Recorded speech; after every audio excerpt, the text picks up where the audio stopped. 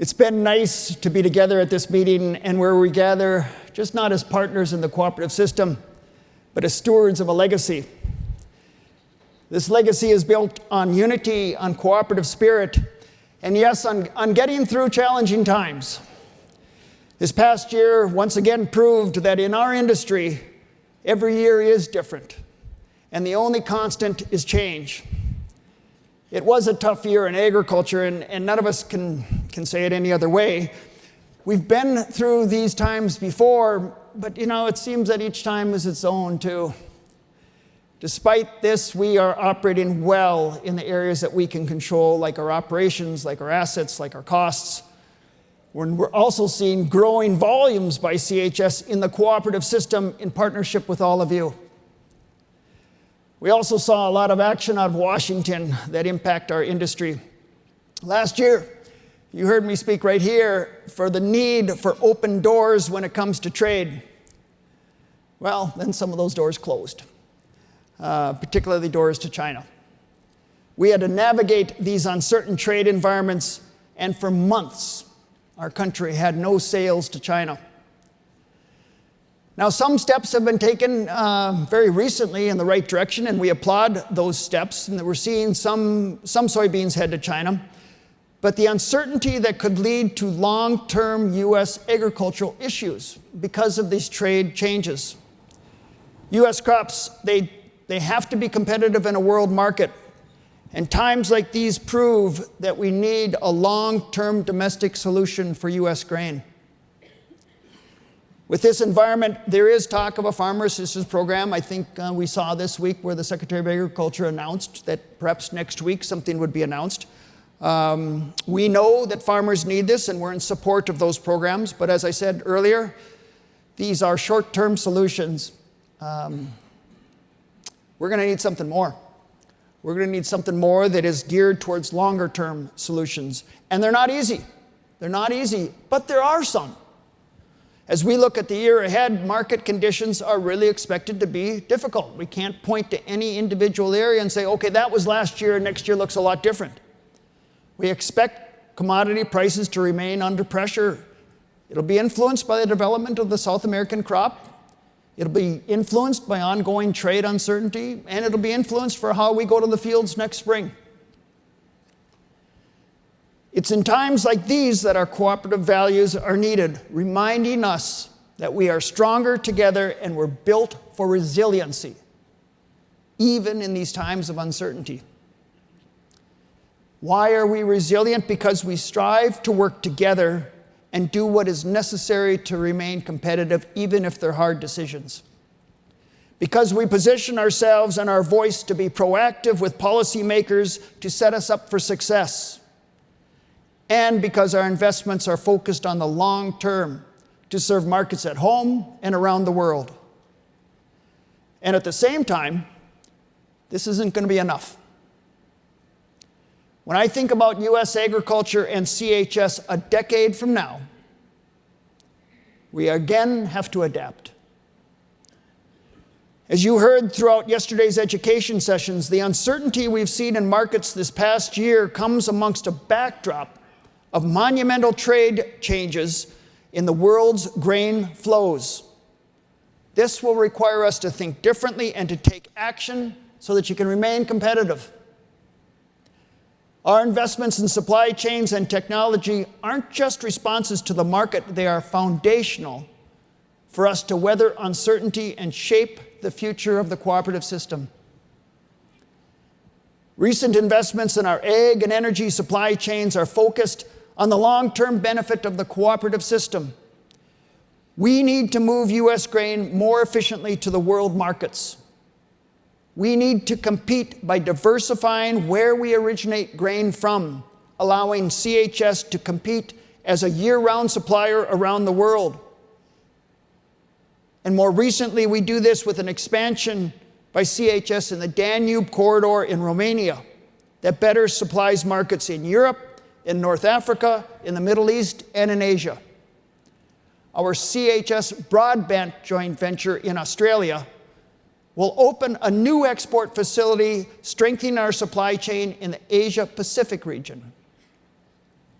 And this fiscal year, we'll break ground on our joint venture grain terminal at the Port of Santos in Brazil.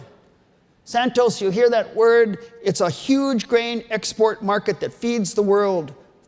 Think of Santos the way we think of Houston or the Gulf Coast. We will continue to invest internationally as the agricultural supply grows around the world.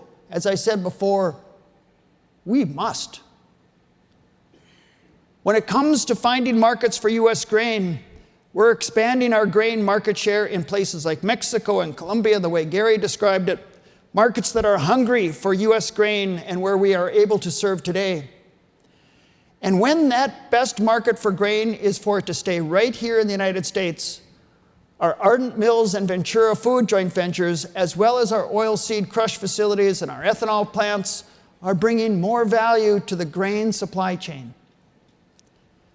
Additionally, our ability to ensure that our grain is sourced responsibly allows for further market access around the world, and it is critical to building and maintaining key customer relationships, both at home and globally. Making sure our commodities are responsibly sourced positions us well for the future. In refined fuels, investments in our refineries allow us to maximize the amount of diesel fuel we can produce for the benefit of your operations and your customers. These investments are anchored by solid strategic direction for each of our business areas. We now have clear roadmaps for each of our product lines that align all activities. Think of things like sales, trading, the operations, the transportation that goes with it, from the local cooperative and farm gate to the end customer. This alignment allows us to be more efficient and reduce waste because we've got no room for excess costs. This new direction helps us be a better company, as Olivia pointed out, so we can serve you better and earn more of your business. I want to share just one example of this in action, and it happened this spring. For most of the trade territory, we saw an optimal planting conditions among the whole trade territory as we opened up the spring.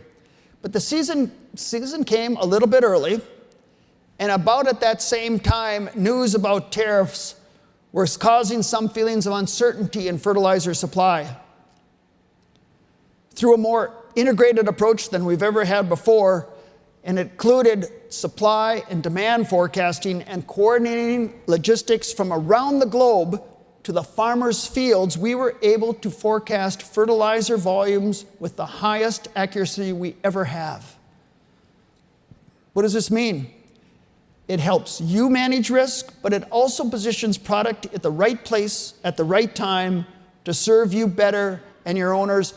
And you know what? It led to terrific financial results for our agronomy platform that goes right back to the people that bought from us. As we execute examples like this, we're also now able to see the financial metrics all along that entire supply chain. This end-to-end visibility helps us better understand costs and capture opportunities. As we evaluate investments and positions for our business to serve you, a lot of our success is dependent these days on government policy. We're advocating for the future of U.S. agriculture, for the future of the cooperative system, and for CHS. In July, I was happy to see that Section 199A became permanent, as cooperatives receive the same tax benefits that other corporations receive. This creates a more level playing field for the cooperative system, for CHS, and for our owners. You've heard throughout this annual meeting that our industry needs a long-term solution for U.S. grain. More renewable fuels in the supply chain is one solution. And a key priority for us is to advocate for higher blend ethanol fuels like year-round E15, notwithstanding, as Darren pointed out, we're in the refining business. The key, though, as he also pointed out, will be for both energy and ag to come to the table together, and that's been darn hard to do. I've been to Washington a number of times to speak with policymakers about this issue, as has the CHS board. And here's what we tell them. In addition to global trade, we need to create a market for grain right here in the United States. More corn into ethanol does that. More soybeans for renewable diesel and biodiesel does that. But my voice is just one. The work you all do is critical to the economy and to the strength of your communities, and your legislators know that. They listen when you tell them about the impact that a reliable domestic market for U.S. grain would have on you, on your operation, and on U.S. agriculture in general. Through the collective power of many voices, we can work toward real impact. So I ask you, connect with your legislators and be sure to ask them, what are you going to do? Your voice has got to be heard here, because ours alone isn't enough. This is the cooperative spirit in action, ladies and gentlemen, just a different part of it. This year also reminded us of why the cooperative spirit matters in other areas. When we work together and navigate what are sometimes hard choices, we are able to weather challenges to build something lasting. By working together and in partnership with you in this room, we strengthen the foundation of the cooperative system.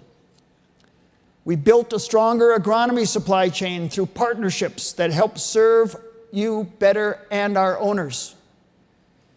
We work directly with farmers to develop new products at our Crop Science Research and Development Center here in Minnesota. We grew our connections to the global supply chain for farmers in Minnesota and North Dakota through our acquisition of what is now called CHS West Central. We made new investments in innovative technology through cooperative ventures, our venture capital joint venture with Growmark, and our joint ventures of Ardent Mills, Ventura Foods, and CF Industries provided strength and added strong value to our income statement. A powerful way we work together is when we strengthen our communities. As you saw last month, the CHS Foundation and CoBank partnered with Feeding America to invest $2 million to help rural food banks. This type of support, this example of cooperative spirit between our two cooperatives, CoBank and CHS, is an especially impactful example of our shared commitment to community. Something that continues to impress me is how many of those who work in the cooperative system devote themselves to the service of their communities. Our employees, and yours too, they're the first responders. They're the volunteer firefighters. They're the coaches. They're the mayors. They're the school board members. They're the county commissioners. And they're more. Here's just a couple of examples. In Lakota, North Dakota, Lakota's located just west of Grand Forks along Highway 2, more than half the volunteer fire department is connected to CHS. At River Valley Cooperative in Davenport, Iowa, down by the Quad Cities, more than 20 employees are part of the local firefighter brigades in their communities. The employee-run emergency response teams at our refineries in McPherson and at Laurel, they help train the community on how to respond to emergencies at the refineries, and they provide response to the community with mutual aid agreements for issues in their communities. And together at this event, we all help the next generation by supporting ag education in our communities where we live and where we work. Congratulations again to yesterday's grant recipients. I don't know if you talked to a few of them after the meeting, but they were just thrilled to go home with those big checks in their hands and show them in their communities. Every act of service, every partnership are threads that weave us together, and they are needed now more than ever. These are just a few examples of hundreds across our cooperative system that show we're a force for good, helping build better communities for the next generation. We don't just do business in those communities, we live there. In closing, I'll just leave you with a couple of thoughts. This is a challenging window for ag, both in the US and around the world. Commodity prices are challenged, and it impacts our margins, and it impacts your margins too. We're in it together. Trade conditions can impact our ability to be competitive, and this uncertainty is felt in agriculture. But it is underscored by a longer-term issue. Global production and global trade flows are changing, particularly for row crops. And this is more than just the normal rotation of supply depending on growing seasons or droughts or other things. This is a shift in who supplies the world, as grain from South America feeds more of the world than ever before. Now, we can't change those things. CHS cannot change those things.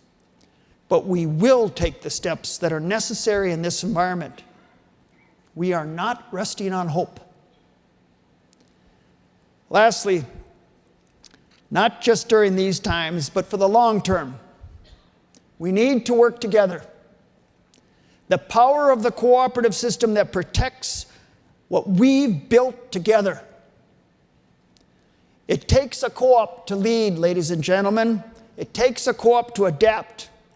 And it takes a co-op to grow together. Thank you very much.